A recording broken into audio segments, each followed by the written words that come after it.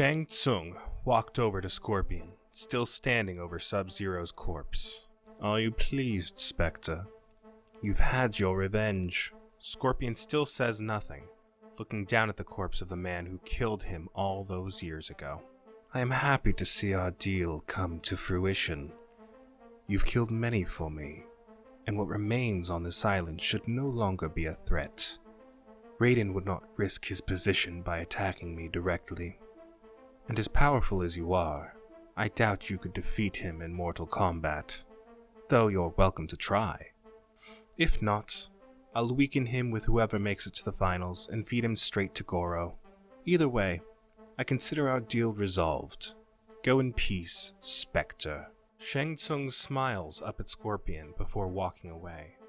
Scorpion turns to him for a quick second while he isn't looking, and returns his gaze to the charred remains of his rival. We go back to Raiden, who's combing through the floor of the pit. Something wasn't right here.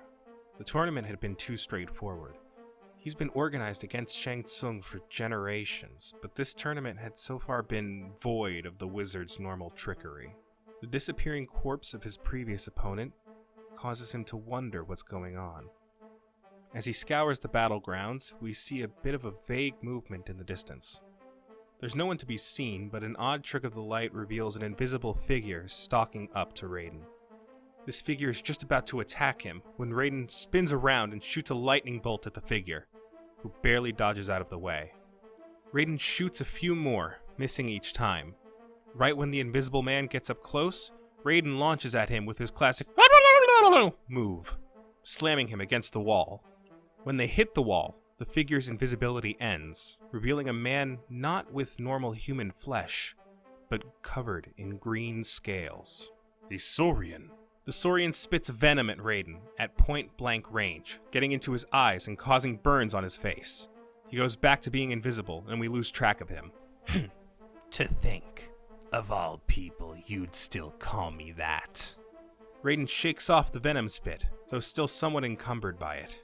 That was our name, before you abandoned us. I didn't abandon you, I tried to make something of you. We were at war for our very existence, and you all fled like cowards. You skittered away like reptiles. That's what you called us when you banished us from this realm, wasn't it? Raiden stayed silent for a few seconds before looking down. I regret the words I said on that day, but I do not regret my actions.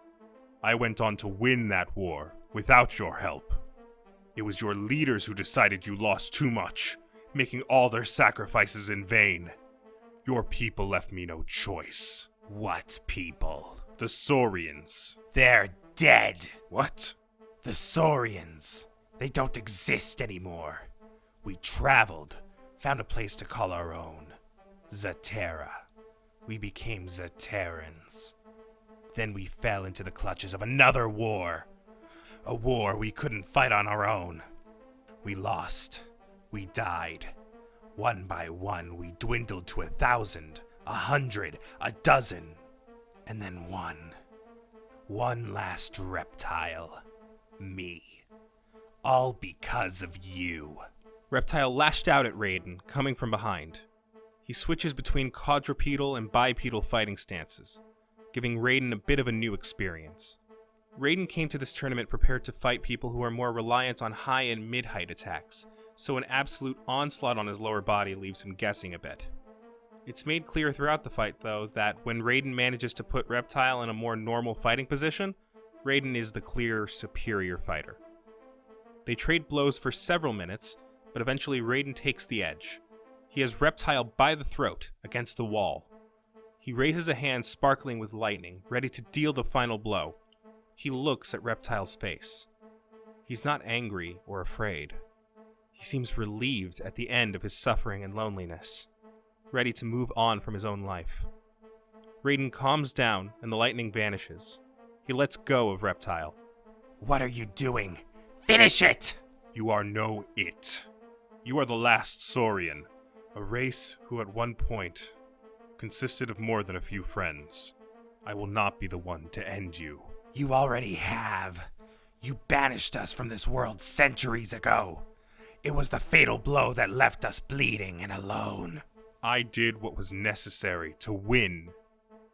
If you had all stayed and kept whining of the war's cost, the loss in morale would have led to our defeat.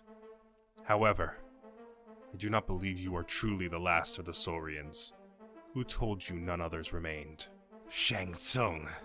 He used his sorcerer's ways to scry for any of us who remain. I was the only result.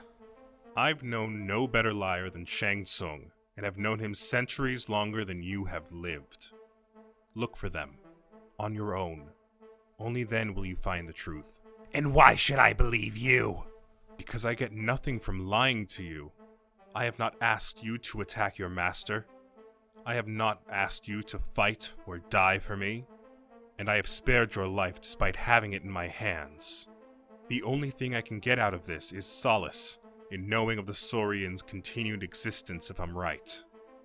So go, prove you are truly the last, and I will do what I can to change that.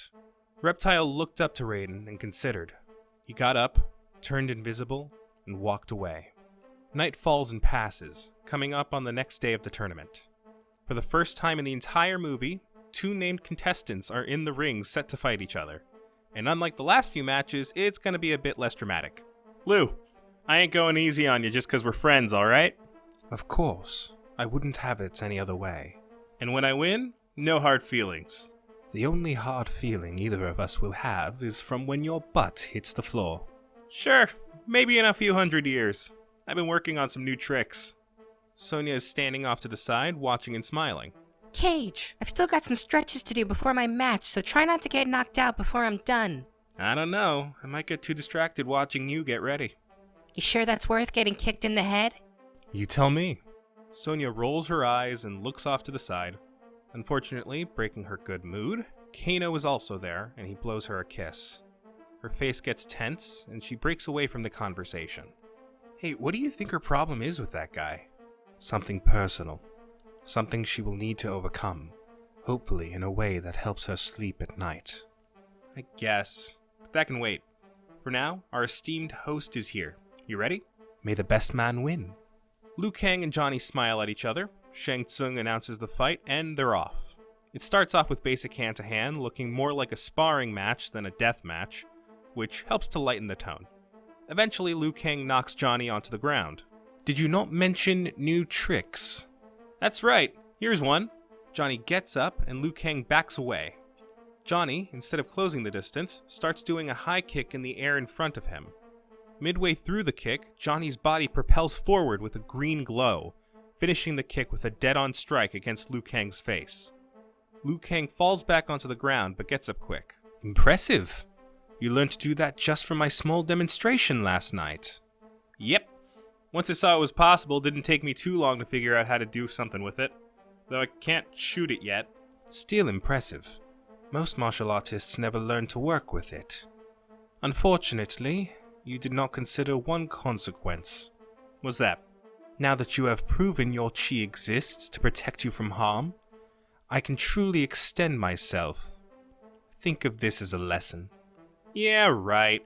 I know you're more experienced and everything, but Liu Kang shoots fire at Johnny to distract him. As Johnny takes the hit, Liu Kang rushes up and starts to barrage him. He's fighting even faster than before, and Johnny clearly can't keep up.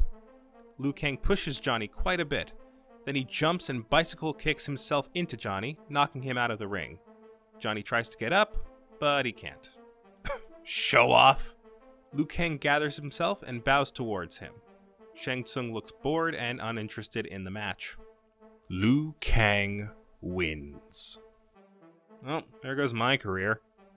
Liu Kang looks with disgust at Shang Tsung again, but quickly turns away and walks to Johnny. He offers a hand and Johnny takes it. Liu Kang pulls Johnny to his feet. I got that hard feeling you were talking about earlier.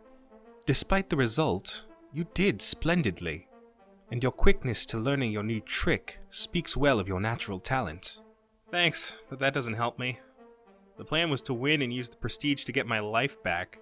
I'd kick the ass of all my competition in Hollywood, but now no one wants to work with me because I'm fake. Quarterfinalist of the Mortal Kombat tournament isn't going to change that. They'll just think this was as far as I could bribe my way in. Johnny Cage, if I may say, you should not be worrying about the opinions of others. You are a remarkable martial artist in your own right. You have earned your position in this tournament through your own skill and competence. Whatever troubles you have at home will fade in time, so long as you take pride in the work you've done and continue to move forward.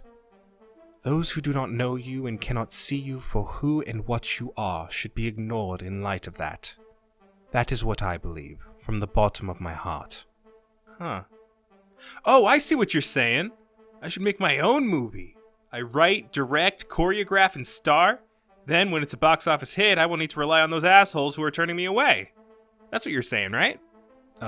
Sure. That also works. You want to star in it? You could be the next Bruce Lee. I'll have to politely decline. Alright, your loss. We hold awkwardly on them, with both holding a bit of an embarrassed expression. After a few seconds, Johnny speaks up. Lou? Yes, Johnny? I'm not an idiot. Thanks for what you said. I'm not used to hearing stuff like that. Liu Kang smiles. You're welcome, Johnny. Still making that movie, though. Hello, everybody. Thank you for watching this. If you liked it, feel free to like, comment, subscribe, whatever it is you do with videos that you like. I tried a couple of new things on this one, and I know not all of it is going to come out perfectly, but if you could tell me which ones you think really stuck out as maybe the things that didn't work, or maybe some things that worked surprisingly, that helped me out.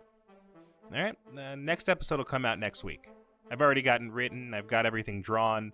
At this point, it's just recording and putting it together. Alright, so have a good one.